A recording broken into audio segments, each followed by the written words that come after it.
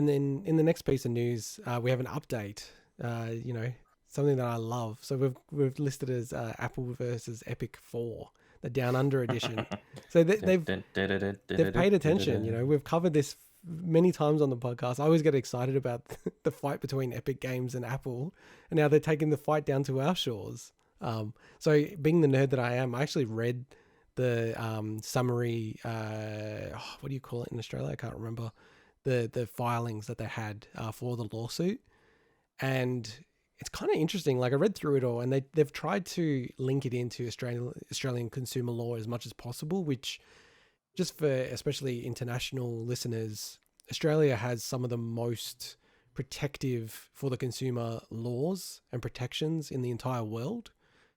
We even have policies where Sony have had massive refunds. So I think when Fallout 76 came out in Australia, you were entitled to a refund even if you bought it digitally, because it didn't operate to a level that was acceptable in Australian law, which is pretty crazy. Well, Steam's refund policy pretty much got brought on by Yeah. stuff happening on our side with the ACCC. Yeah, true. So, you know, it's a fairly consumer friendly, which I think is a positive thing overall, because it's still, you know, very incentivized to companies. But there's probably two elements to it as well. It's, you know, Epic continues to want to apply pressure onto Apple. So they are looking at lawsuits in the European Union as well. And then I think they've also strategically taken advantage of the fact that the Australian Competition and Consumer Commission, so the ACCC, are looking into the App Store practices of Apple and Google. And I think that's in totality. I think that's, you know, things like microtransactions, kids buying games, all that kind of stuff, the splits. So they're investigating that at the moment, and I think Epic has taken advantage of that. And then I want to get your guys' thoughts on this. Do you think it's a coincidence with all this lawsuits from Epic that now Apple just randomly has announced that they're going to alter the commissions for developers that have gross revenues of less than $1 million from 30% to 15% their commission?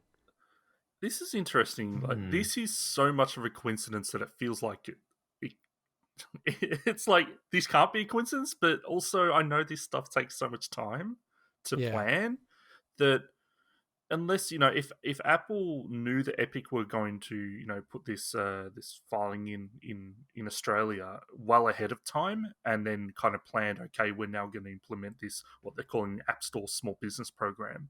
So what is it? Earning less than 1 million sales revenue per year on I don't know if it's all games or it's probably all their games. I guess they're publishing on the App Store. It would be in their like their developer account. So it'd be everything under the developer account.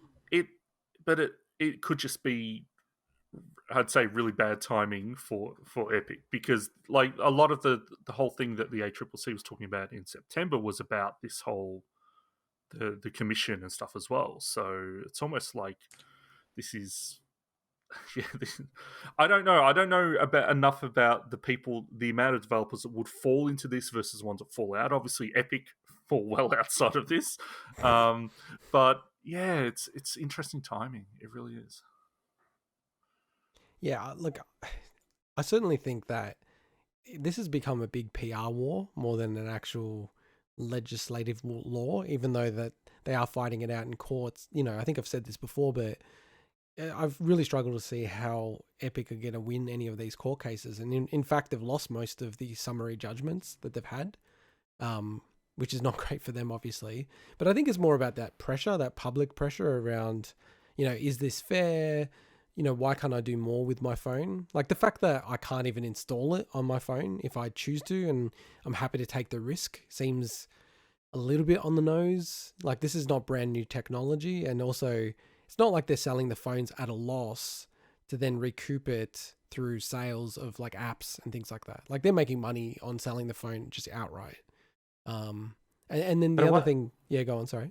And I was going to say, and it'd be interesting to see how this goes.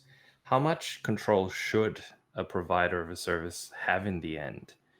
You mean you can't open it up completely where anyone can effectively do whatever, you know, they want on your platform. There's a certain level that needs to be maintained, right?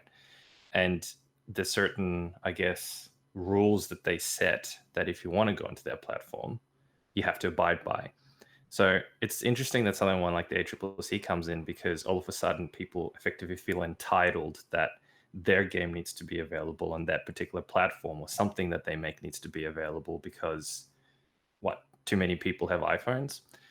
Like, what do how do you draw that balance between it's a privately owned platform versus no, you need to make it open to whatever now? Yeah, no, I think it's interesting. I think part of it, there is an element of goodwill that has to be with all of these things, because if you do the sort of the mental experiment, like what happens if Apple says, well, we just don't like a certain developer and we're just going to boot them. I mean, everything in their agreements say that they can do that. Like if they just go, hey, we don't like the politics of this developer, so we're just going to turf them off the App Store. Now, I think people would be outraged by that and up in arms about it, right? So there is a level of goodwill that all of these companies have on their platforms. So, you can expand it out to say like Nintendo, Sony, Twitter, Facebook, everything. And I do think there's an element of fairness here that has to play into this. And I think it's really... Yeah, go on, sorry. No, so I was going to say, how do you draw the line again as to what fairness is? So, for example, you could argue that from a consumer's perspective, in-app purchases for Fortnite is actually a negative thing.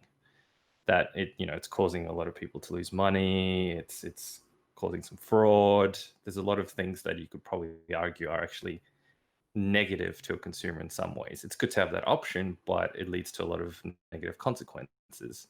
So you can almost say that Apple have, from a moral perspective, almost, they can take a stand and say, no, we don't want people. I mean, I know that's nonsense. It's not the reason why they would do it. It's the bottom line in the end. But they could actually even take a moral stance and say, we don't want to do it because we believe that games like Fortnite and their microtransactions and in-app purchases are actually negative to the community.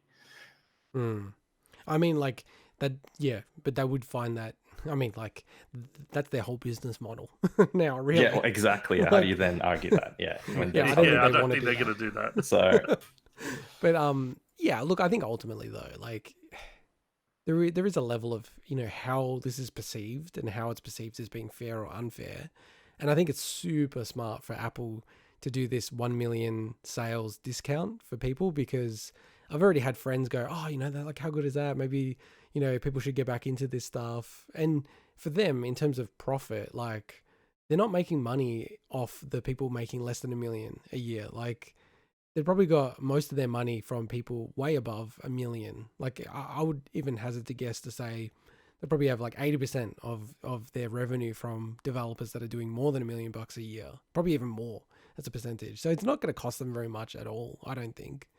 And yeah, like it's good from a sort of strategic positioning sense. And just the last thing for me on this one was GeForce Now, and then all of the developers are trying to do this, all the sort of linking it into what we were talking about, xCloud. They're all trying to figure out how to start streaming things over Safari, and GeForce Now supposedly has got it working. So you can like load games in through Safari, and they're actually now working with Apple to be able to put Fortnite on that. So like, I think they've got to keep their eyes peeled for that as well. And knowing Apple, I would not be shocked if they tried to lock that down as well, which would, I think, really cause a lot of drama. So yeah, no, it's going to be interesting. And, with Fortnite being kicked off Apple, Fortnite being previously nominated for Game Awards,